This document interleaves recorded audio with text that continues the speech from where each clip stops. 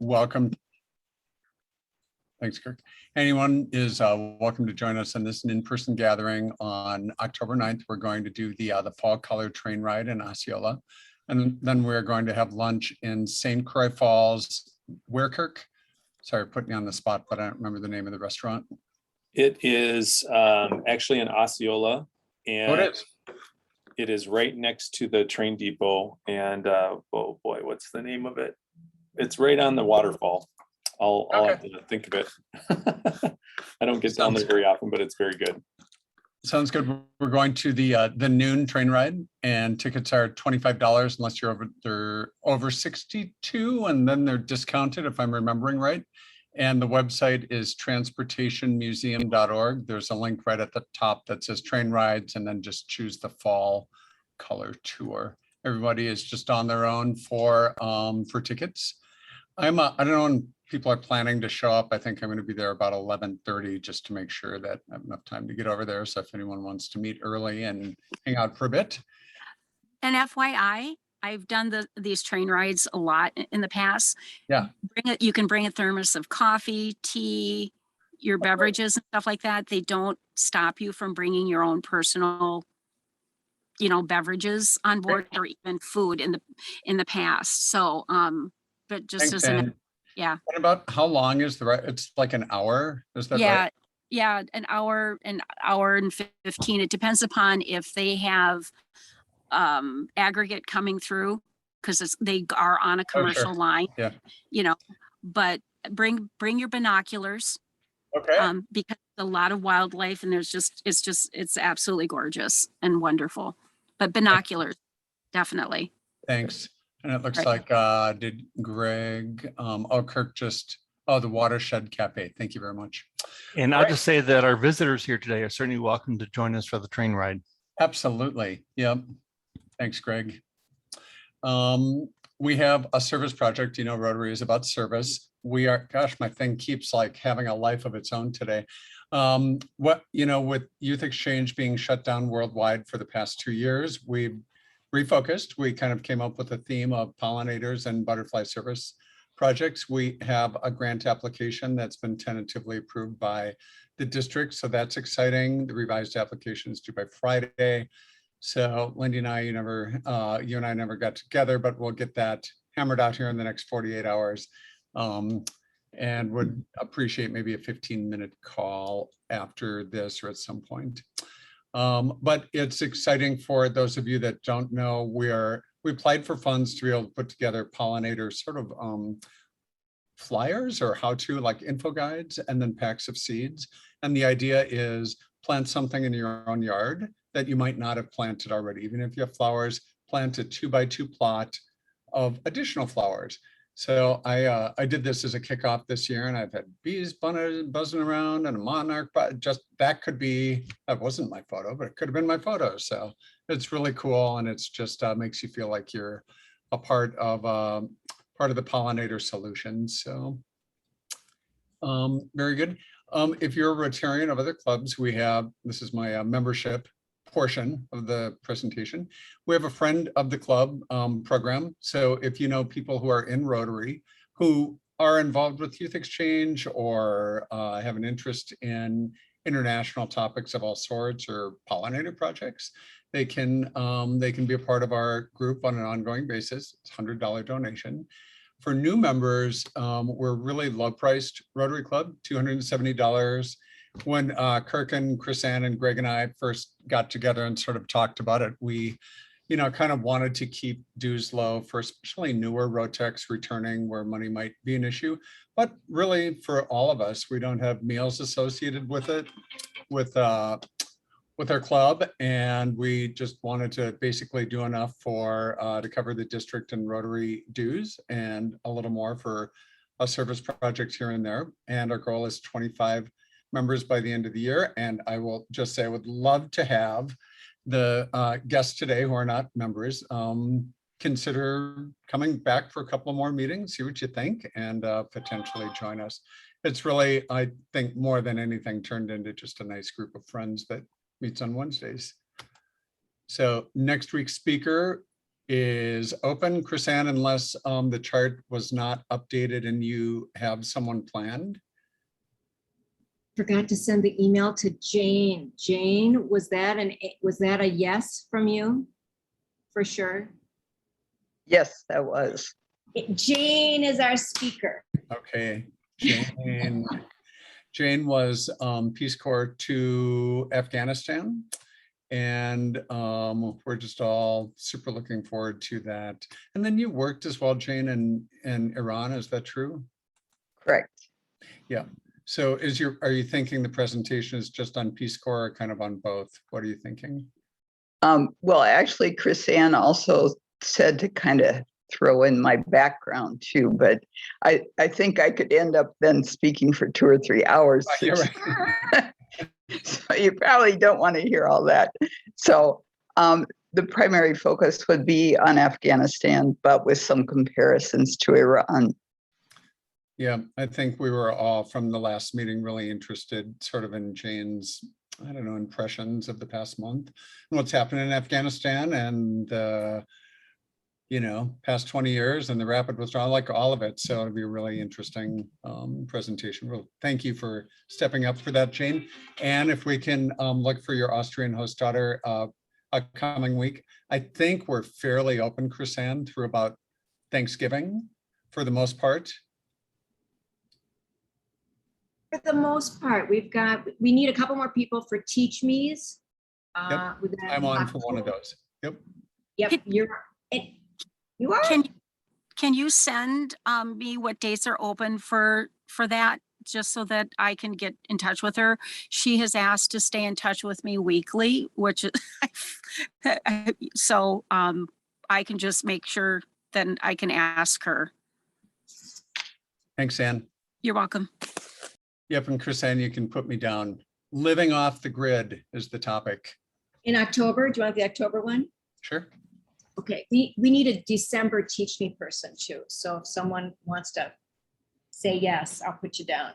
Teach Me for guests this week are presentations by one of our members on something that they know something about, are passionate about, something they have an expertise in. They've been really, really, really cool presentations. So, which brings us to today's speaker, Tanya. So as a lead into your topic on healing trauma in times of COVID and social unrest, which is super cool, by the way, I'm going to stop sharing, and Stephanie has agreed to introduce you today, if that's okay, and just make a formal introduction. Go ahead, Steph. Thank you, John, for asking. Tanya, I'm so happy to see you and happy that you're here today. I first met Tanya Novak during Rotary Youth Exchange Outbound Orientation, where Tanya and I and 3 others were preparing and learning for our year-long cultural exchange in Brazil. I knew then that Tanya was someone I wanted in my circle. She was intelligent, empathetic, interesting, and fun. After her year in Brazil, Tanya returned to study at the University of Minnesota, where she earned both undergraduate and graduate degrees. She's always been an educator at heart and made that her vocation too. Tanya works with students as an ELL teacher at Evergreen Park Elementary, a K-5 school in Brooklyn Center.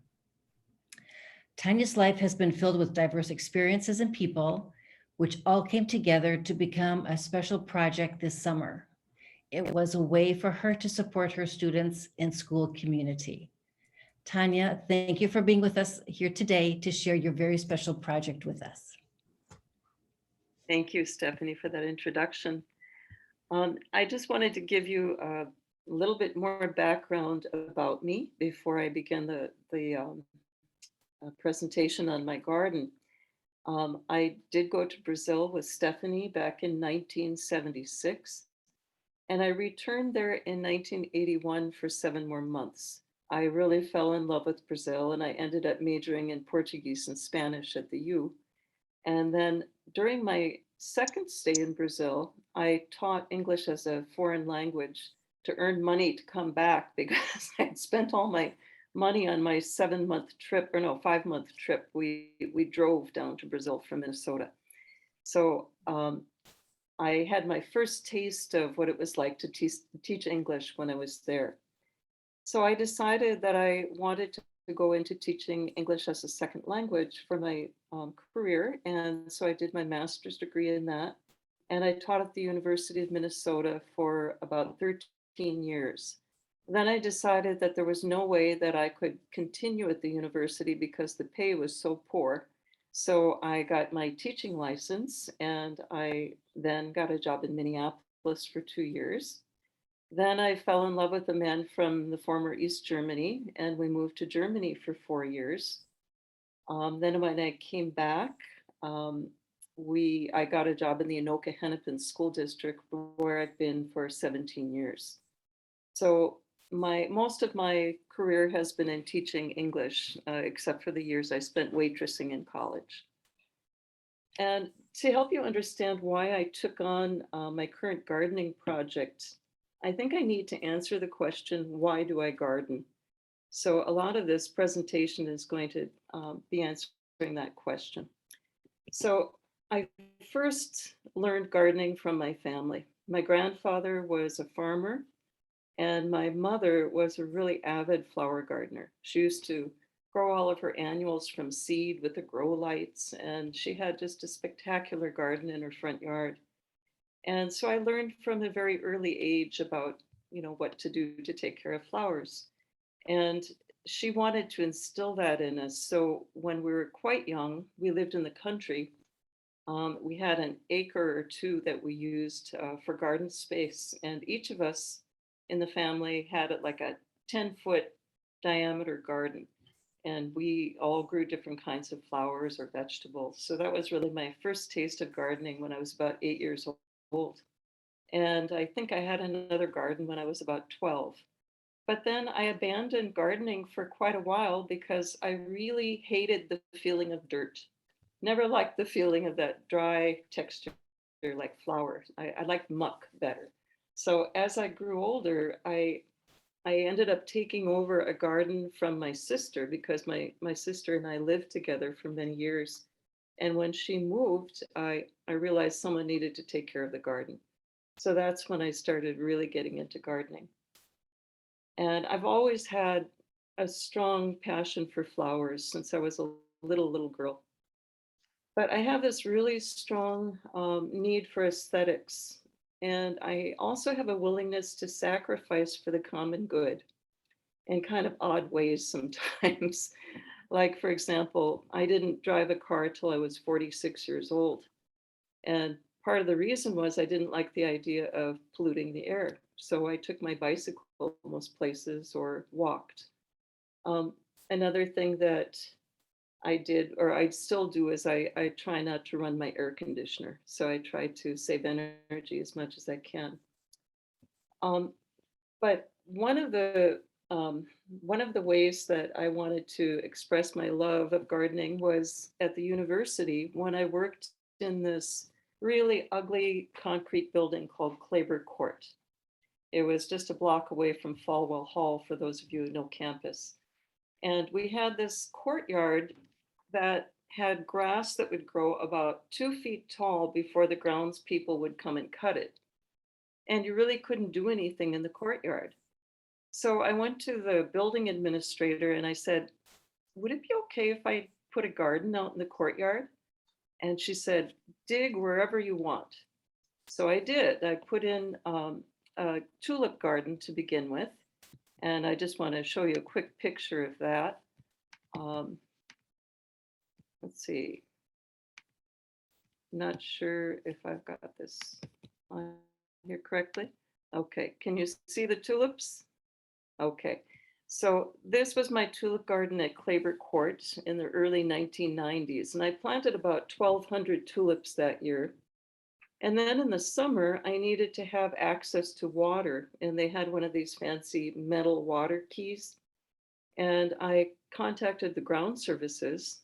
And the man there said, who gave you permission to plant a garden?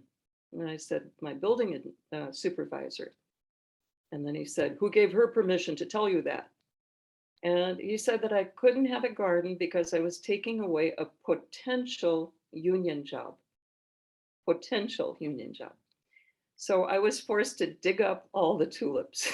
So that was my first experience trying to do some sort of a public garden. And during the summer, when I had no water access, I would fill up these watering cans from the bathroom and I would lug them down the hallway. And I'd have to fill it up about 15 times before I got the whole garden watered. So I know what it's like to have to do hard work with gardening. I also earned the name Guerrilla Gardener because I really liked to start gardens wherever I could. When I moved to Germany, I'm just 1 minute. I wanted to show you a slide, but I'm having some difficulty because my arrow on the program is covered by all the pictures of everyone. Oh, there, I just have to move it. Okay. So when I moved to Germany, it was in the former East where a lot of buildings hadn't been renovated yet. And if you see the picture on the left, this is what I saw outside my bedroom window, this row of garages. And you can see the roof was all patched and they were all basically covered with soot because they were still using coal to heat the buildings. So it was just incredibly ugly.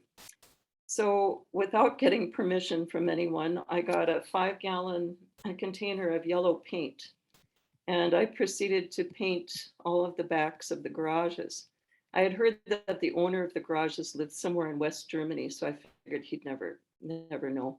And it was an improvement. And all the neighbors were so happy because they said it looks so much friendlier now.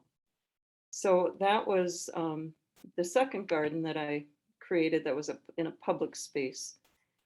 I found these pieces of wood on the street during one day a year that they call Sperrmülltag, where people throw things out for the garbage, large items, and people go scouring the streets to see what kind of cool stuff they can find. So I took all the wood and I created my own trellises here for the various plants.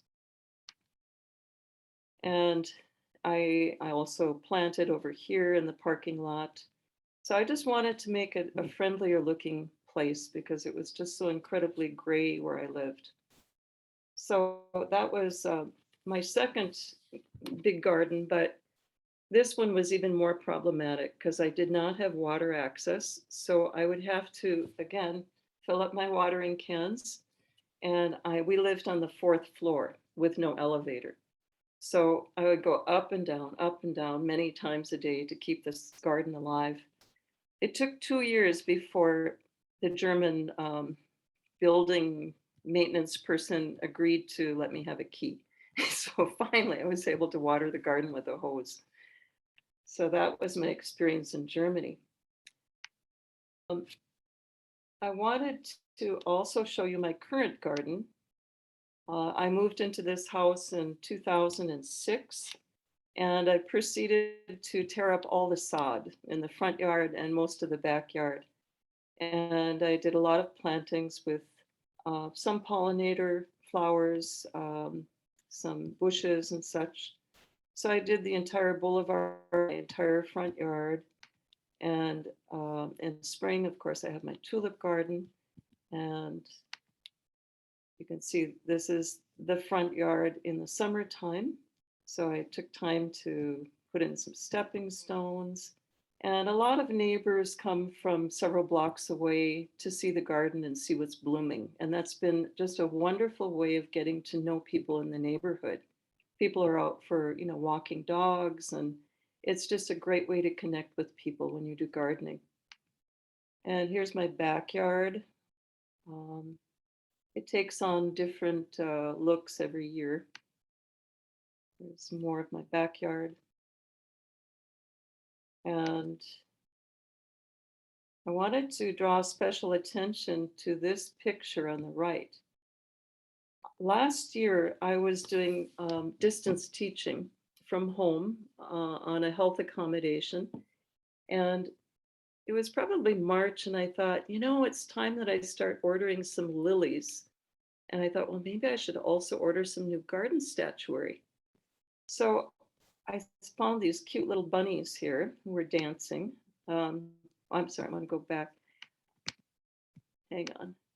And I thought, gee, what could I find for my school garden? Because I had asked the principal if I could start rejuvenating the garden at Evergreen Park where I teach.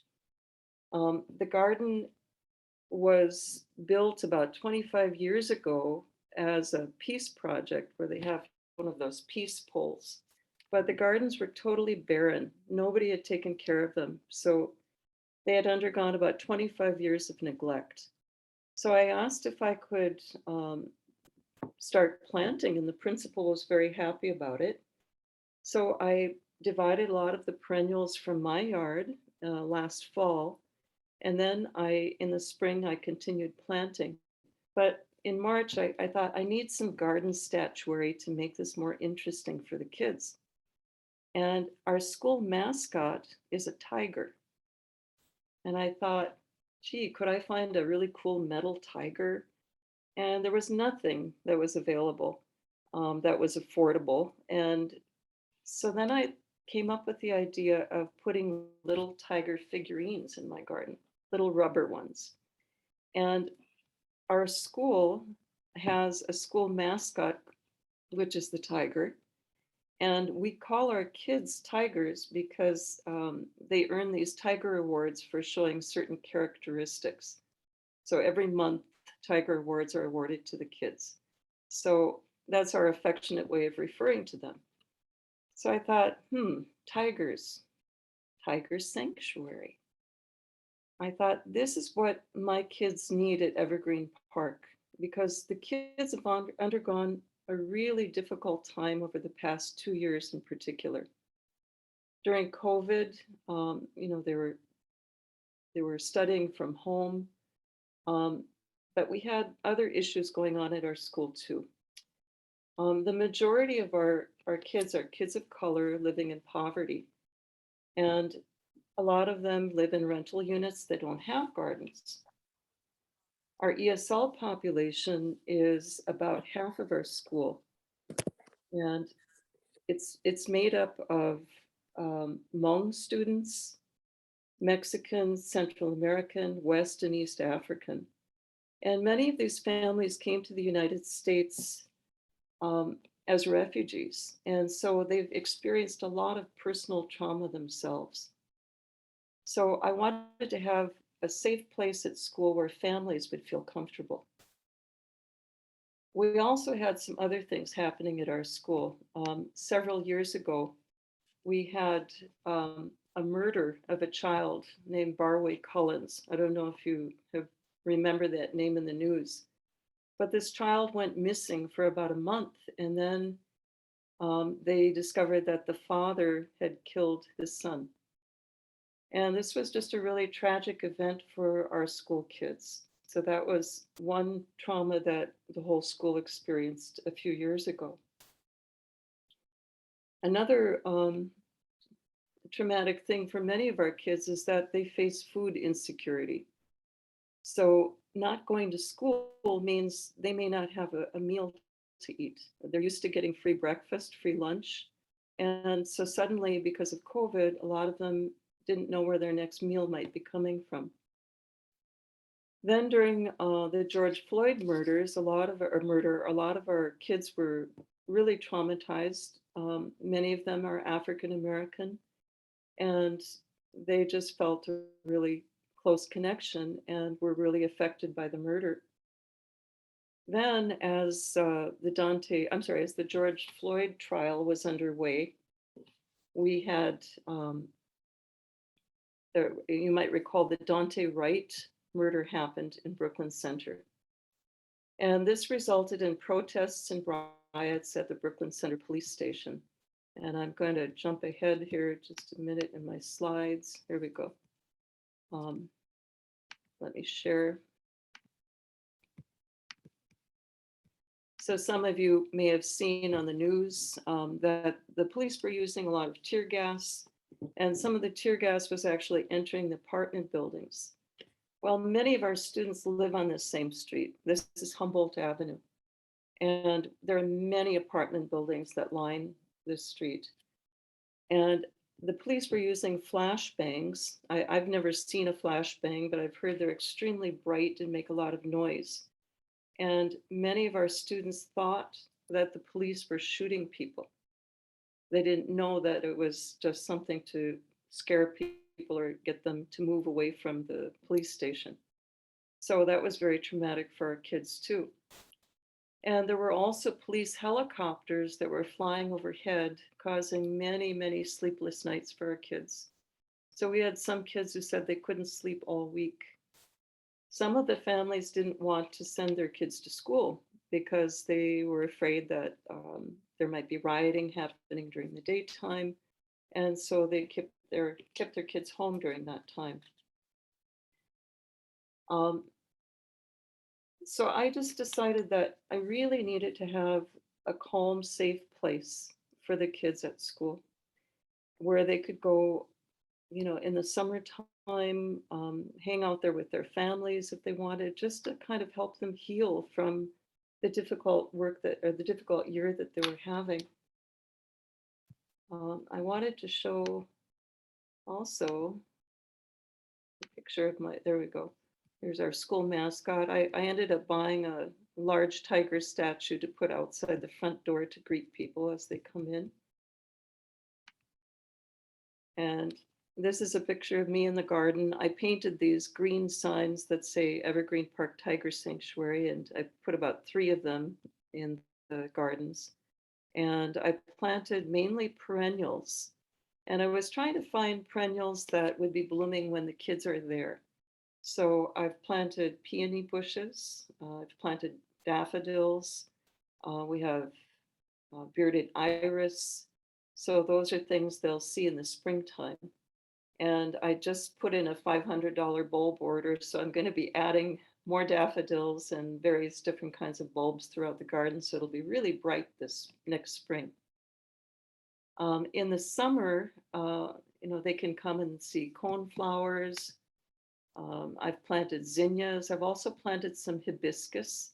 So the zinnias and hibiscus are blooming right now. So when they came back to school, I wanted to make sure there was something with color. And here you can see some examples of the tigers scattered throughout the sanctuary. Our main problem has been the deer. There's a deer who comes and chomps on the hostas almost every night. So I've lost quite a few of those, and I've lost some other plants too. But hey, they have to eat too.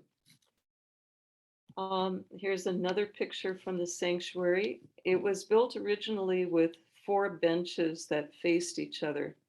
There were lilac bushes that were growing all the way into the pathway.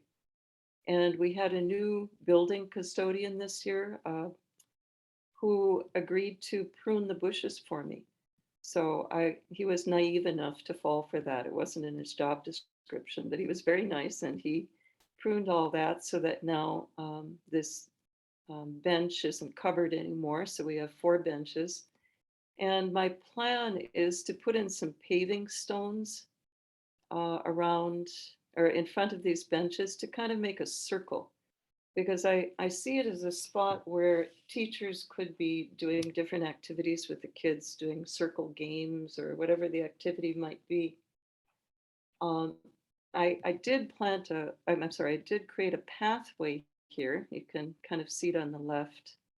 And that path goes through the garden here, and the kids can get a little bit closer to the flowers that way so they can touch and feel. I wanted to also mention that another reason I garden is to give myself a time and place to grieve. I'm sorry, I'm getting emotional right now. I personally was really affected by, both the George Floyd murder and the Daunte Wright murder. And so this helped me to kind of work through my own personal grief. But I also had a friend who just passed away in May. I want to show you a picture. Some of you might know of him. His name was Gilberto Vasquez Valle. He was a Mexican immigrant and chemical engineer, but what he was known for was this community radio program he had. And it was on KFAI radio, a program called Encuentro. And Gilberto was just really an expert on folk music and folk music from all of Latin America. And so he exposed that to the Minneapolis community. He had a weekly show from 8 to 10 o'clock on Thursday nights. And when he died, it was quite a shock to the community. And I think there were 250 to 300 people at his funeral. And Gilberto was a very close friend of mine. And what really helped me was thinking about how selfless Gilberto was in his volunteer work. He would commit about 8 hours a week to this radio program. And this summer, when I was out there watering my garden on these hot days in the middle of the drought, I would think to myself, what am I doing this for? You know, is anyone going to come to this garden and really enjoy it? And I thought of Gilberto, and I thought, you know, Gilberto should have been an honorary Rotarian because he really, you know, lived up to the motto, service above self. And I've had some visitors to the garden while I've been out working there. I had a mother come up and thank me for the work I've done because her little boys love to come and count the tigers. And so I know there are people outside the school, just neighborhood people who come there to visit. And right now the space is, you know, it's small. The perennials haven't grown very much yet. It'll probably take 3 years or so for it to fill out. But this space is already attracting monarch butterflies and swallowtails, and everything there is organic. And the teachers can use this space in different ways. So our kindergarten teachers can go out and work on colors when they're teaching. They can also have kids practice counting. So they could count the number of tigers they could find, or how many red flowers can you find, things like that. But we also have units where we teach about butterfly migration. So that would be a perfect opportunity to go out and look at the monarchs. They could teach about ecosystems or conservation. So there are a lot of ways that the garden could actually be used as a teaching space. And our school just became a STEM school. So we're focusing on teaching about the design process. And this is a perfect opportunity to teach them about the process I went through in creating the design for the garden, or what I planted and what I changed and all sorts of things. I wanted to share with you a video that was made by a local cable station that just kind of does a quick introduction to the garden. And I really didn't appreciate all this attention I got, but I was coerced into doing this by my principal. So I'll show that to you now.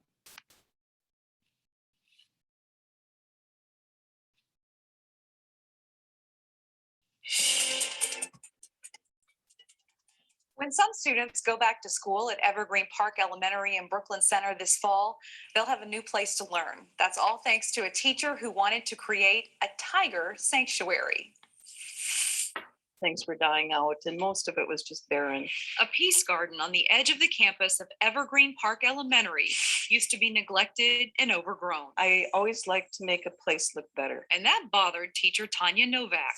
I've been here for so many years where we haven't done anything to beautify the school. And I thought, it's time. I thought, if I can leave any legacy for my kids, it's through the garden. So she got to work. And like many teachers, when it comes to supplies, she opened up her own pocketbook. I had, you know, the stimulus checks that came, and I thought, you know, I can live without these. This is money I didn't have otherwise. So Tanya used those checks and a small inheritance she got from an aunt. This is a zinnia. These are annuals. To buy new flowers. I thought she would be tickled pink if she knew I put it toward this. Flowers for the students at Evergreen Park. Many of our kids live in apartment buildings where they don't have gardens.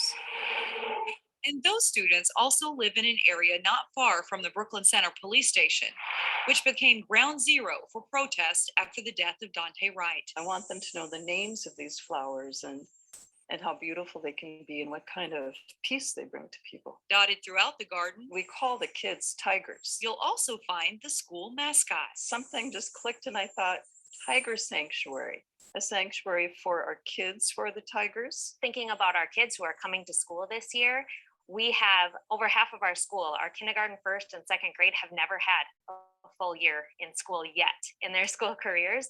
And so looking at that, being able to add this to their experience is just super exciting. It's been a tough year to revive a garden. The drought means there's even more of an effort that goes into keeping plants growing. Many flowers will be past peak when students first see the tiger sanctuary, but hopefully they'll see that love is what blooms here. To see the time and effort that Tanya has put in, I mean, she's put so many of her own flowers, she's put her own money into this. And I think that just speaks to one of the many staff here that totally love and care and will do anything for the kids that enter our doors. Find more local news stories at ccxmedia.org and follow us on social media. Okay, so that was the short video that played on one of the cable stations. And they also did a newspaper article about the garden. And I really didn't feel comfortable getting all this attention because firstly, I don't think the garden is that pretty yet. It's going to take time for it to become nice. But I don't really do gardening for attention. I wanted to give you an idea of what is important for me. And I wanted to just tell you a little bit about my old neighbor. I lived in a house in North Minneapolis, and there was a couple that had a little boy who was 2 years old. His name was Martin. And Martin was this very special child. You could tell he was very gifted. And at 2 years old, he would spend time with me in my garden. And I was planting some tulip bulbs one day, and he turned to me, and I was showing him, okay, now here we dig the hole, and then you put the bulb in and make sure that the tip is pointing up, not down. And he looked at me and he said, "We're planting tulips. We're planting together." And you could tell for him, the whole experience was just about being with someone, having all this special attention. And I've stayed in touch with this family, even though they moved away. They live in Northfield now. And I went to the boy's graduation party, and he told me that he's decided to go to Cornell. And he decided he's going to study landscape architecture. And he told me it was in no small part from spending time in my garden.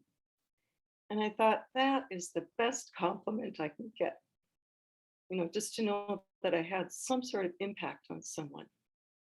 And I'm hoping that, 10 years from now, former students will come in and tell me that the Tiger Sanctuary had some sort of impact or help give them some solace right now during this really difficult time. I wanted to show you too, one more thing. Just 1 minute, how do I get out of here? Hang on 1 second, I need to move my screen. Okay, let's do stop sharing. I'm sorry, I've done something wrong here. I'm used to using Google, but I'm not used to using Zoom for meetings. I'm trying to get back to my presentation. Here we go. So I know that you are planning on developing pollinator gardens. So I just wanted to recommend these 3 places to get in touch with. Metro Blooms is an organization that really specializes in rain gardens. And they will get volunteers to come to your site and actually dig out a garden to the correct depth. And it used to be that if you went to one of their workshops, they would give you vouchers to buy plants. So then you do the planting after they've created the space for you. And they can recommend all sorts of native plants that are great as pollinators. And Metro Blooms really tries to get people to conserve water. So that's the whole idea behind the rain garden. You plant things at the correct depth so that you don't have to water. And some of the plants that you plant have such deep roots that they don't need to be watered regularly. So I'd highly recommend getting in touch with Metro Blooms. Also, the Hennepin County Master Gardeners will also give advice and donate time to helping plant gardens. So that's another group that could be helpful. Prairie Restorations is a company that specializes in native plants. So I'm trying to remember where they're located. Faith, you might remember because we went on a garden tour and I think we stopped at Prairie Restorations on the tour. Maybe I think. Yeah, Claire. we did. I think it's up north here somewhere. Okay. It's more north of, I think, than me. Okay. So I wanted to see if anybody had any questions that they'd like to ask.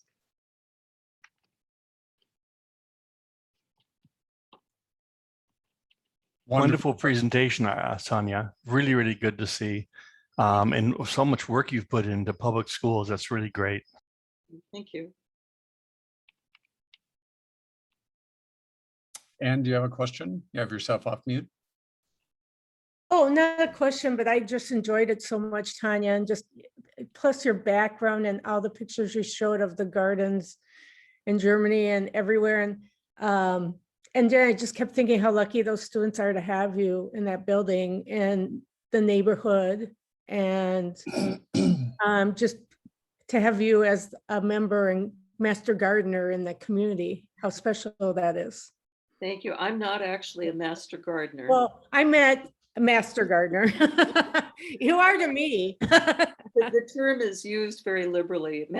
I know a lot of people will use that term to refer to somebody who's a very avid gardener who might have a lot of knowledge, but master gardeners actually go through a horticulture class and they donate, I don't know how many hours per year. Faith, you probably know about this more than I do.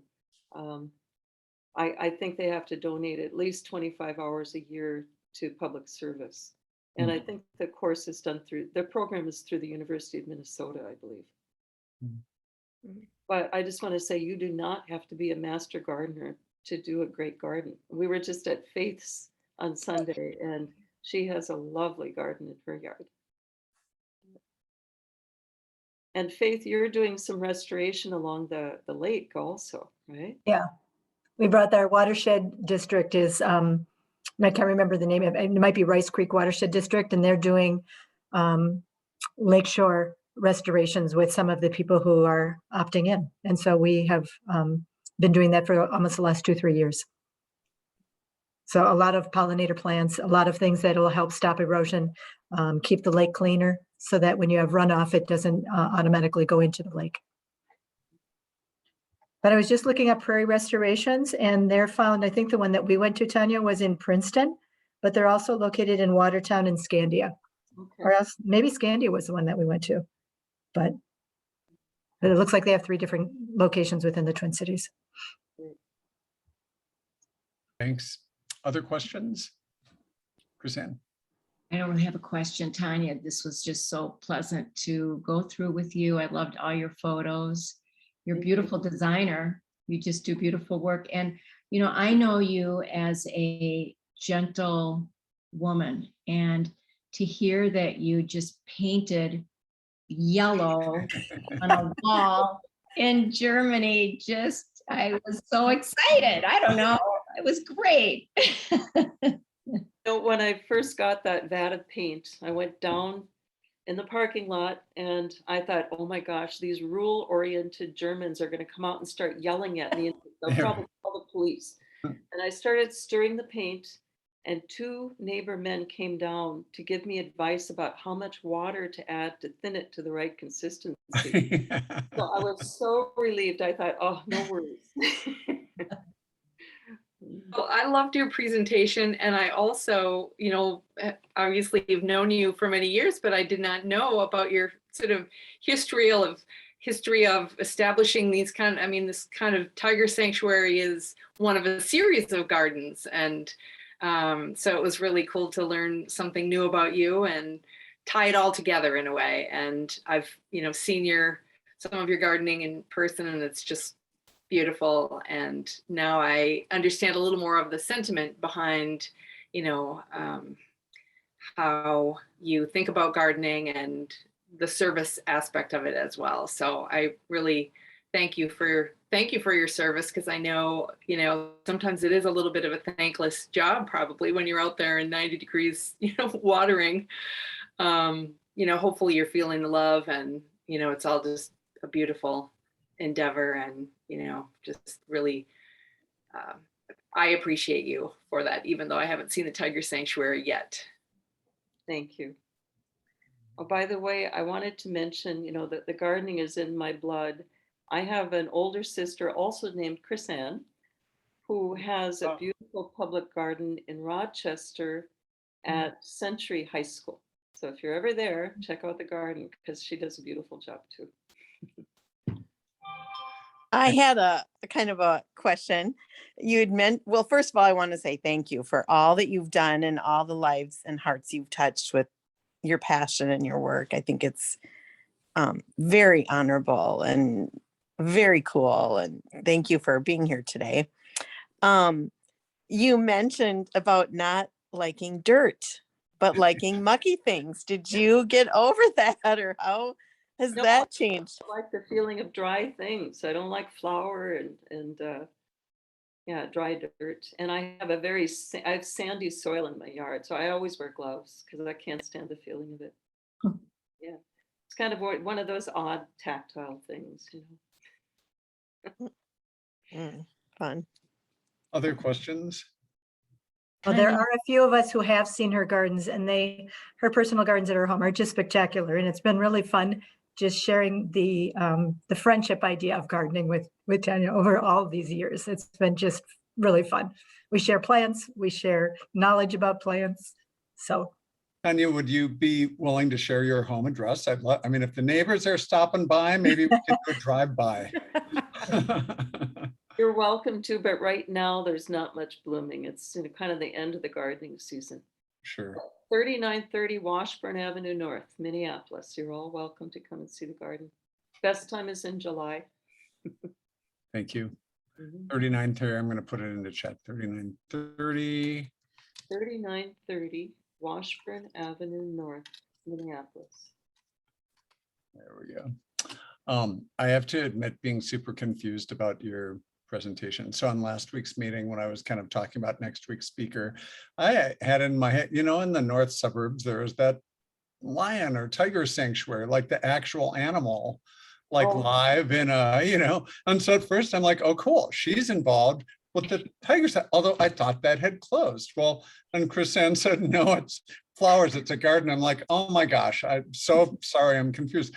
Well, then the topic came across this week, and it was on addressing trauma. I'm like, oh, well, Tanya must have switched her topic. And so I sent the email about addressing trauma. And then when you started in on the garden, I almost texted you, Chris, and I'm like, I'm so confused.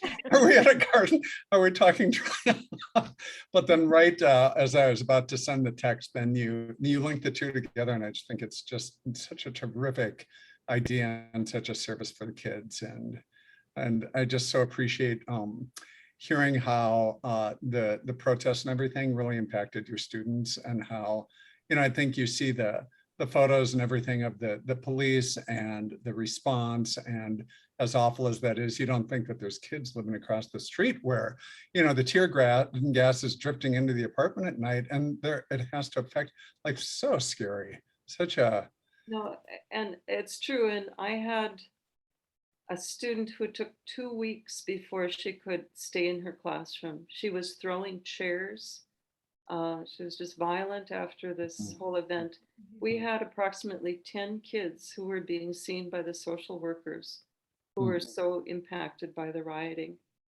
It took a while for them to be able to handle being in school again. Yeah.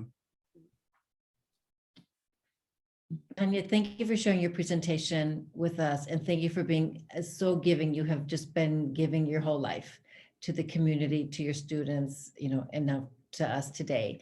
And I have to say, you talked about a place where families can go and sit and enjoy the flowers or walk along the trail. I always remember, Tanya, and you still have it, you have a tree in your front yard that you've kind of cut up so that little kids could, have like 2 feet of headspace to get under there. And you have it filled with trolls and gnomes and princes castles and little glass beads. And you said the neighborhood kids come and they know they're welcome and they play under there for hours. I think that's so wonderful. That shows you in your heart. Thank you. I just think gardening is just the best way to get to know people in the neighborhood. I started a little ritual. I have a bell, so the kids ring the bell, and so I know they're there and they're supposed to make a wish. And then they come up to the fairy garden and take a pebble and they rub it 3 times and turn around 3 times, and then their wish is supposed to come true. So some of these kids I've known for many years now. And I also see them on Halloween because many of you may not know this, but my neighborhood in North Minneapolis, very close to Victory Memorial Drive, is by far the Halloween trick-or-treat capital of the cities. Anoka is the Halloween capital, but here the real trick-or-treat capital. I got 500 kids coming to my house a couple of years ago. But on the parkway itself, they get as many as 2,000 trick-or-treaters. Wow. But some of these kids, I've known for many years, and so I get to see them on Halloween too.